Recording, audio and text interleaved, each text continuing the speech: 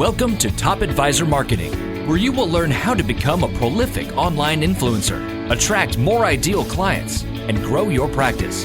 Brought to you by Top Advisor Podcasting, a done-for-you podcasting solution built just for trusted advisors. And now, your co-hosts of Top Advisor Marketing, Kirk Lowe and Matt Halloran. Hello and welcome to another Top Advisor Marketing podcast. As most of you know, I've said this on the podcast a number of times before, and those who've followed my career, which is, really not a big career to follow, but my background is actually as a therapist. And our guest today, we're going to talk a lot about psychology, not like super crazy deep, but we're going to talk about working with an organization that can help you understand, I think, a lot more of not just about your clients, but the business community. And we're going to be taking this from a very different take, which I'm excited about. So Genevieve Thayer is our guest today. So Genevieve, welcome to the show. Hi, Matt. Thanks a lot. Glad to be here. Well, I want to know about your history, because I love my history question. That's my favorite question to ask everybody. But you are the co-founder and a business consultant. You do executive and leadership coaching for Beacon Partners. So tell us how you got that moniker. So I spent nearly 20 years in the financial services business. And one thing that I always appreciated was the ability to step back and look at how things are being done, what was needed, what wasn't needed, and creating efficiencies. And something that I also really loved was the interpersonal workplace dynamics. So how can I effectively communicate to get what I need in the organization? And how can I, in fact, show my peers, my colleagues, how they can do that as well to really make sure that we're working efficiently. So my partner, Meg, and I created Beacon Partners out of what we thought was a pretty important need in the business community of professional services that would foster some really significant pillars of making your business great. Well, we all want to make our businesses great, right? I love the idea of the power of communication. In fact, I don't believe people understand that how much power are involved with language and words and communication, and how it can change absolutely everything if you do it more efficiently and effectively. So let's talk about that. If I bring you in, what does it do? I mean, what are you going to do for my organization? Is that a fair starting question? Sure. Well, if we were to focus from a consultative perspective, and you're bringing us in and saying, well, I've got a great team and they've got awesome technical skills, but there's just something missing. There's, stuff just doesn't flow right. It doesn't flow fast enough. There's certainly some bottlenecks. And because when you have an organization, no matter if it's really small or fairly large, you're going to have lots of different personalities. So if they were to bring us in and have us really look at how their organization is structured, what do their teams look like, and really delve into the detail of, well, what do you want for your firm? Where do you believe the bottlenecks are? Where do you think the communication issues exist? Because you have usually people from lots of different backgrounds, sometimes communication doesn't flow the way that it needs to. People could be extroverted and you have introverted people, and maybe they don't necessarily, not that they're not getting along, but they really don't know how to communicate well and get their needs met. Your role as you work for a business is to get your job done, and you have certain roles and responsibilities.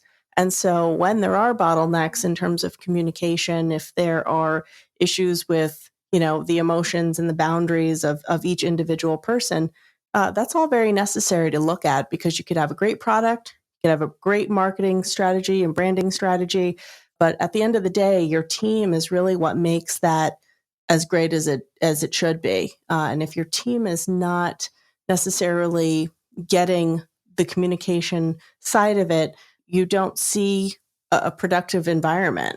All right, Genevieve. So here's the. I usually don't pull out the big guns this early in a podcast, but I was just on a call with a friend of mine. So he's an advisor. He's with a very large company, and he's got a partner. And he just called me and said, Matt, because I was their coach for like 10 years. Dude, I'm having some serious communication issues. I'm having morale issues because of our communication. But here's the thing. We know who's the bottleneck. Mm-hmm. It's one of the partners. one of the owners, how do you, I'm totally putting you on the spot, so I'm sorry. But I mean, so when it's from the top down, which I'm sure you deal with all the time, can you give our audience just a little bit of advice on how you can help unbottleneck the bottleneck? Yeah. It usually is from the top down because your employees act the way that management sets the precedent around. So if you are unclear, if you flip flop, if you give partial detail, then you have people scrambling to try to figure things out and maybe read your mind, which we know doesn't work very well. It very often is a miscommunication from the top. And just like a domino effect, it sort of funnels down. And I think for any organization that's struggling with that, you really have to take a step back and look at how things are being done.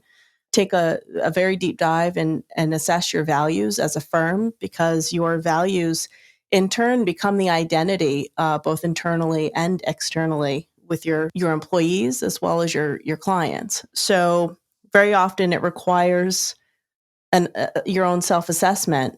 If you sit back and really think about, well, what are those bottlenecks, asking certain questions, and maybe coming to the end point, which is, well, perhaps I'm the bottleneck. And if you have the ability to have some colleagues sort of work with you on that, and if you have multiple partners in a firm, I think it would be best to really have everyone get together and have a very honest conversation. That's the only way to do it, to really look at the good, the bad, and the ugly. And when you find out the ugly, to make a plan, a strategic plan, and stick with it and work on it. How do you highlight that ugly though? So is this trust falls? Is this getting everybody in a room and doing a personality assessment? Because that self-assessment for a lot of business owners, as you know, it's very hard to Yeah. do and they're resistant to it. I mean, is it trust falls? I think that's the key, isn't it?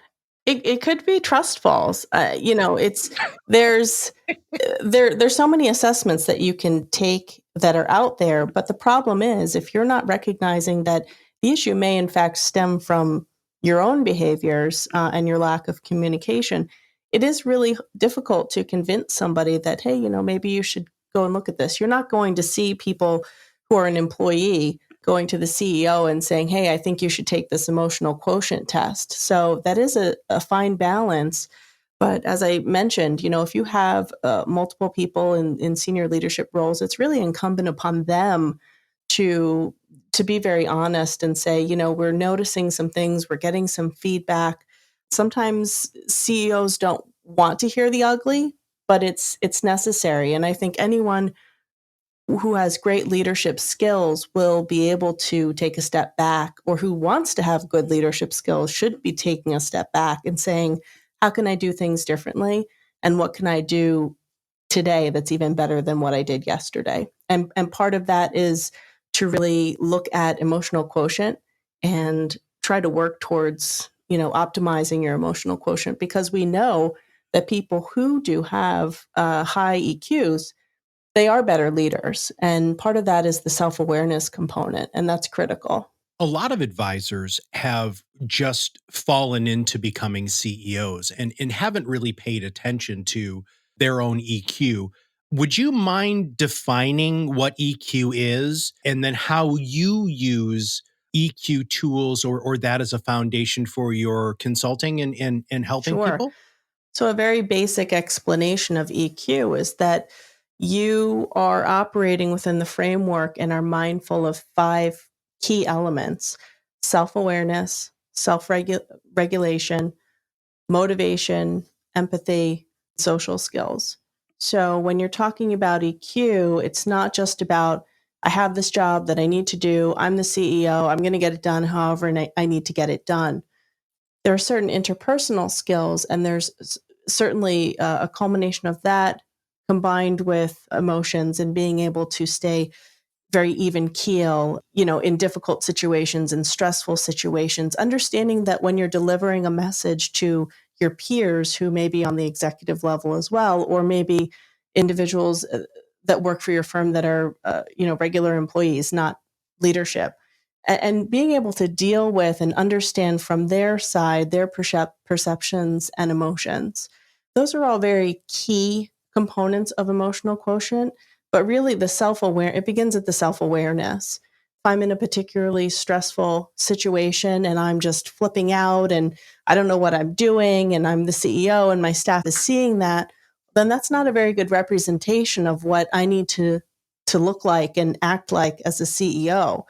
Your role, a true leadership role, is to motivate and inspire. So those types of behavior aren't motivating or inspiring.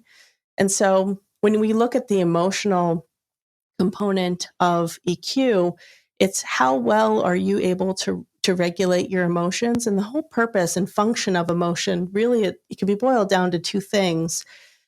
They're meant to help you interpret your environment and then move you into action and respond in real time. So when you have a good command of your emotions and the emotions of others, then that's really beneficial for an organization. And it's really key.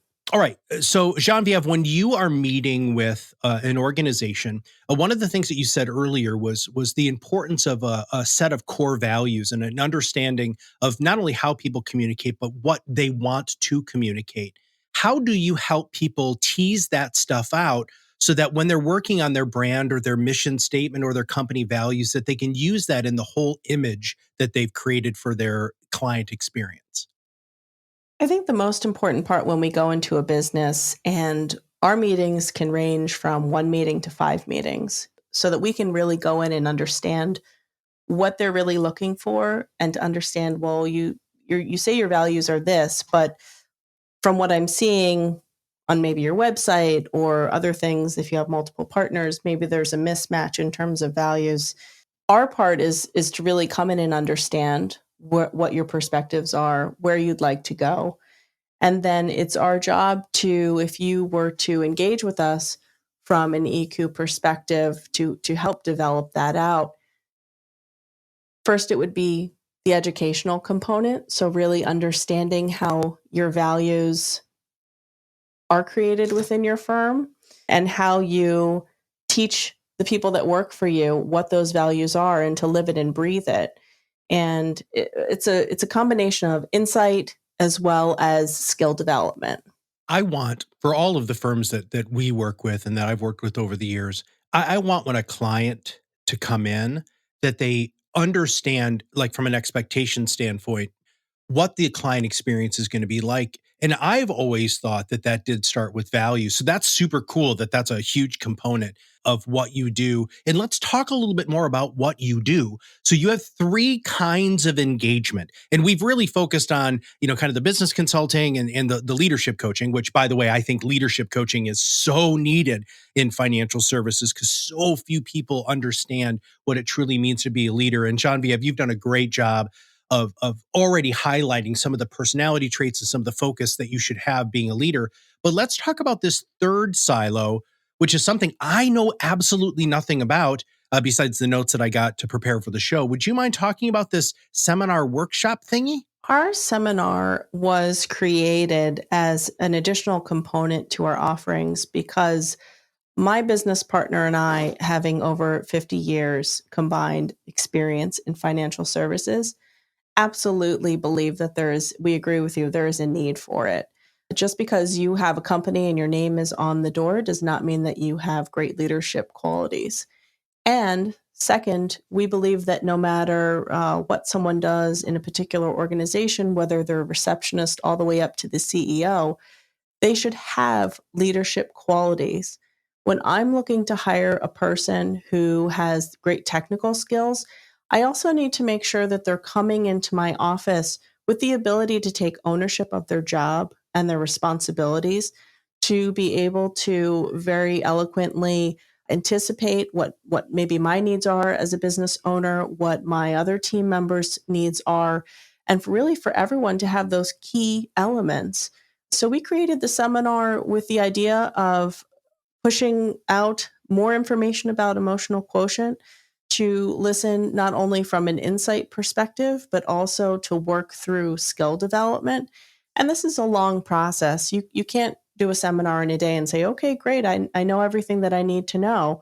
It's really building upon your skills over time. I'm a huge reader. I read about 4 hours a day, and that's everything from articles or blogs or books.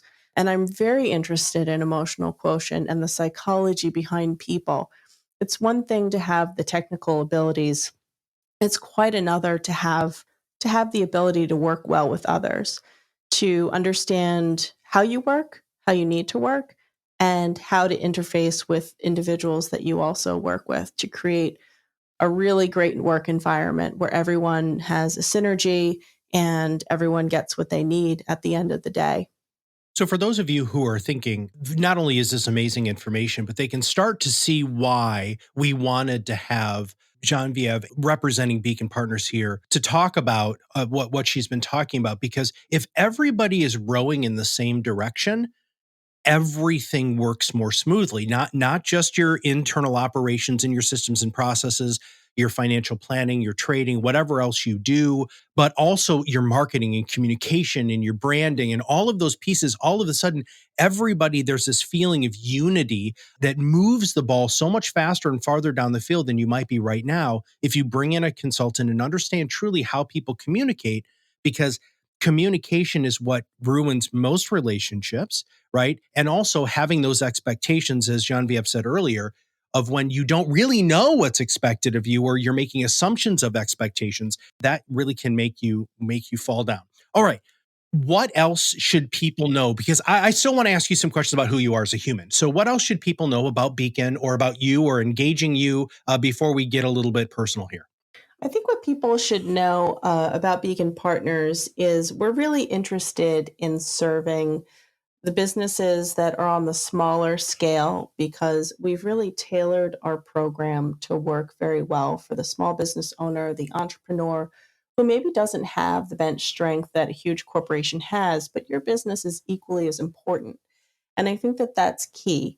For small business owners, any interruption in how you're doing business, if you have a lot of turnover, if you just can't seem to get things right where you want them to be, it's really important to have a good partnership with an outside consultant who is looking at things a little differently than you are, understanding and appreciating your values as a business owner, but someone that can come in and say, well, I've looked at these couple of things, you've told me these few things, and I want to dive a little deeper. And oftentimes, even though we're consultants, we're bringing in our coaching experience and the types of questions that we're asking that are specifically more open ended questions versus a yes or no answer question, because we really want to pull that detail out. And I think, to your point, communication is a huge thing. You communicate to people outside of your organization that comes through your values are basically so critical. Your values are so critical because those form your identity of your firm, of how your internal people view your firm and your external people. Communication, if you don't do it well, you could potentially lose clients, lose employees. So it's all interconnected. And I think I always love to use the example of a gear system, in that every component of your business, whether it's the 8 pillars that we focus on as Beacon Partners in coming in and assessing the business, or the people that work for you, or even yourself, it's a gear system. And when one gear isn't working, the others can't work efficiently. So it's really important to take a step back frequently, maybe every year, and really look at your wins. What are some of the things that you'd like to change or improve? And that's certainly easier to do when you have a great partnership with an outside firm.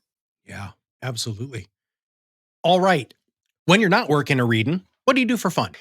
I spend a lot of time with my family. I have 2 kids, and they're still fairly young and fun, and they're not teenagers yet, so they don't think I'm too nerdy. So we have a lot of fun, and we go to the beach quite a bit here in beautiful New Jersey. And my family has a beach house, and we spend an inordinate amount of time there. Hmm. If you think about your hero, who's your hero? I think my hero, I have many, but someone that I always was really fascinated with was Sally Ride. Okay, I'm sure I should know who that is. Why does that name somewhat ring a bell, but not is I don't have a clear picture. She is an American astronaut. Oh my goodness, yes. Yes, and she was the first American woman in space. I don't know the year, but I do know that she was the first woman in space. Wow. We were just watching, my wife and I were just watching a show called One Strange Rock, Mm. which interviews all of these astronauts who had been in space for over 1,000 days. And I don't know if she was on it or not, but maybe that's why I recognized it. All right. The next question is if you had all of the money in the world that you ever needed, what would you do? That's a big question. I think if I had all the money in the world, I would do lots of different things. One would be to satisfy my desire from a philanthropic perspective. I think that there's a lot that could be done, a lot of good that could be done. So I would focus on that.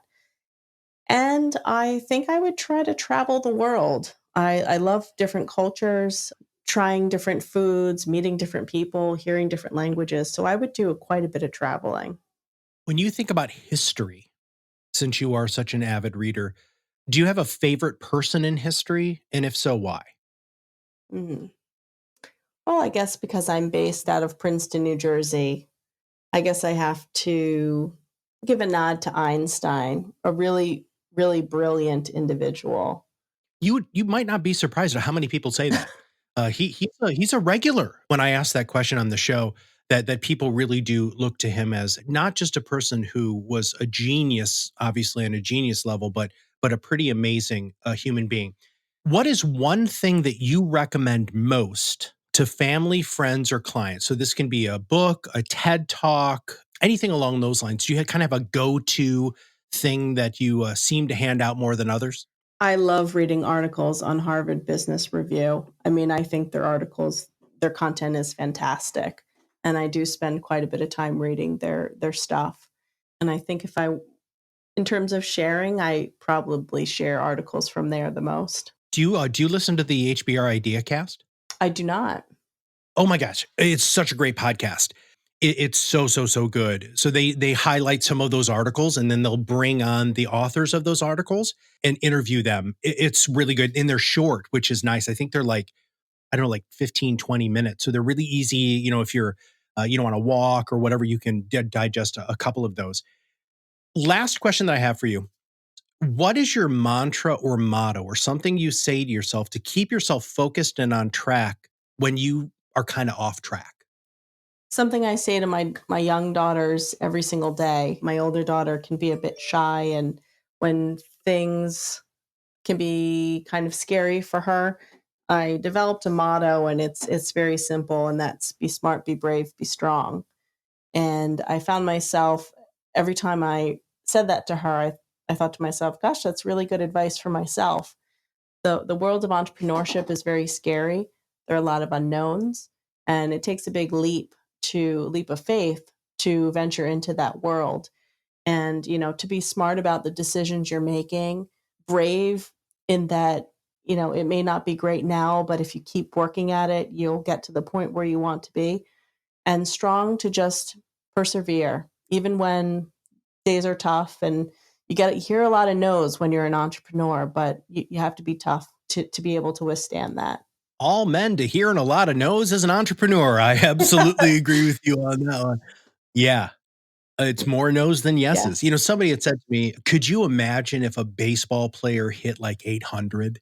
I was like, or if they hit 400, they're in the Hall of Fame, Right. right? And so I always think of that when, as an entrepreneur, that I'm going to get up to bat as many times as I can, but I understand that if I'm batting 350, I'm still an Yeah. all-star, right? So. Yep. All right. Well, you do have the attention of our listenership. What should they do? So, if they want to engage you, do you have anything going on right now? What's the best way for them to contact you and find out more about your services, please? Absolutely. So if you are in New York, New Jersey, Pennsylvania, somewhere close to there that you feel like driving, we do have a great seminar that we're kicking off September 17th. And that's going to be a full day workshop. And that will be facilitated and led by the psychotherapist that we've joined together with. That's really going to be fascinating. And it's going to be a great entree for the topic of emotional quotient. In fact, that seminar is titled The Business of EQ. And it's specifically designed for people who are in the business world, whether you're nonprofit or for profit. And it's going to be a really great day with a lot of hands-on work and a tremendous amount of insight to get you interested in that topic. And I would say if you're also, we service individuals, businesses from Boston all the way down to Delaware. So if you have a need, if you're a financial advisor or an accountant or an attorney, we work with those individuals as well and those types of businesses. I'd say visit our website. It's yourbeaconjourney.com, and we would be happy to have a conversation with you.